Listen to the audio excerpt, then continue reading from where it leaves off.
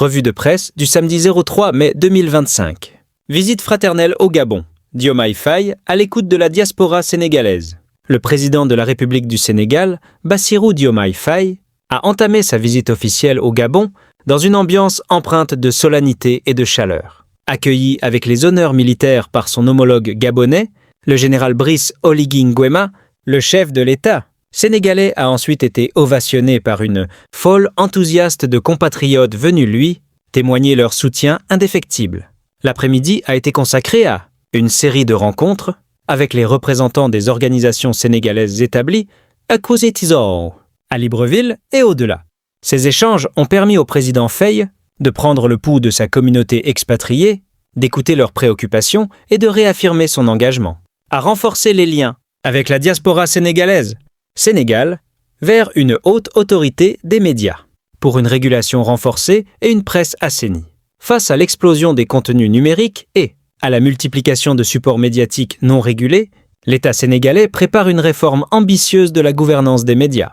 Le projet, porté par le directeur de la communication Habibou Dia, prévoit la création d'une haute autorité de régulation de la communication et des médias en remplacement du CNRA. Inspirée du modèle français de l'ARCOM, cette nouvelle instance aura des compétences élargies sur l'ensemble des supports, y compris les plateformes en ligne et la publicité. Elle visera à combattre la désinformation, protéger les professionnels du secteur et promouvoir une presse éthique et responsable.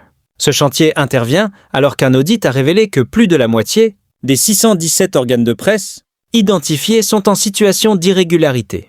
Les autorités entendent désormais conditionner l'accès aux aides publiques, notamment au Fonds d'appui et de développement de la presse, FADP, à des critères stricts comme la régularité fiscale, la présentation de bilan et la conformité administrative. Alors que le FADP va être doublé à 4 milliards de francs CFA, Habibou Dia a dénoncé une mauvaise allocation des fonds, dont 45% ne bénéficient pas directement aux entreprises de presse. La réforme entend instaurer une régulation plus rigoureuse et transparente, adaptée aux nouveaux défis du paysage médiatique sénégalais. Fonds Covid-19.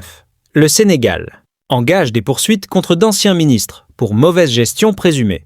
L'Assemblée nationale du Sénégal a voté ce vendredi, à une écrasante majorité, 116 voix sur 124, la levée de l'immunité parlementaire de Moustapha Diop et Salimata Diop, Ndeye Sali Diop Dieng, deux anciens ministres devenus députés.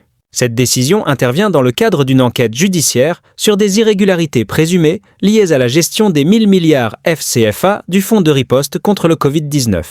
Ce geste fort, qui fait suite à un rapport accablant de la Cour des comptes, marque une volonté politique claire de lutter contre l'impunité et de renforcer la transparence dans la gestion des ressources publiques.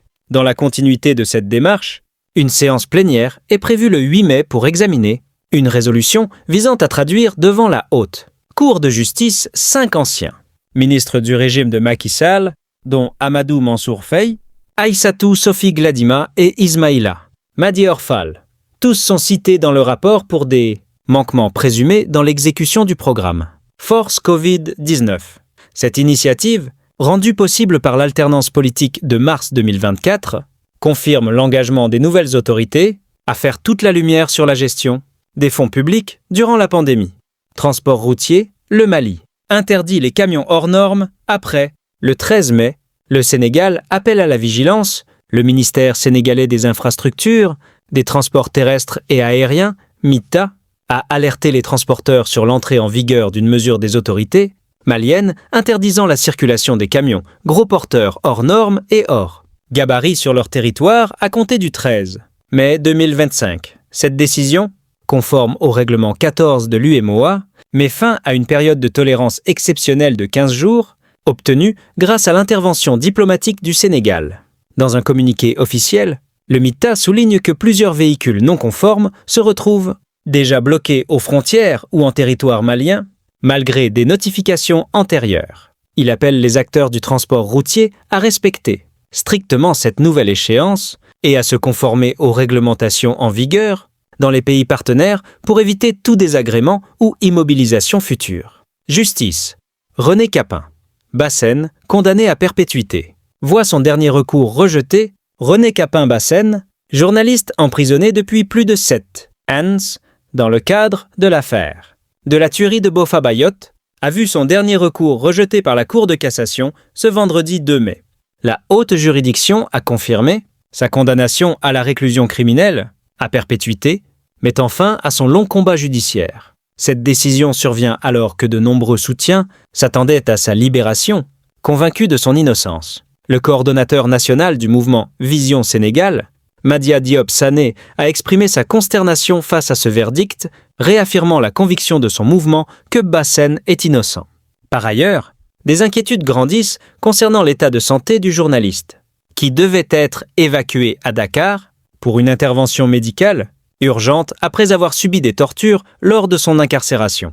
Le massacre de Boffa Bayotte, qui a fait 14 victimes en janvier 2018, reste un épisode tragique et certains accusés ont été acquittés après plusieurs années de détention. Merci d'écouter et abonnez-vous.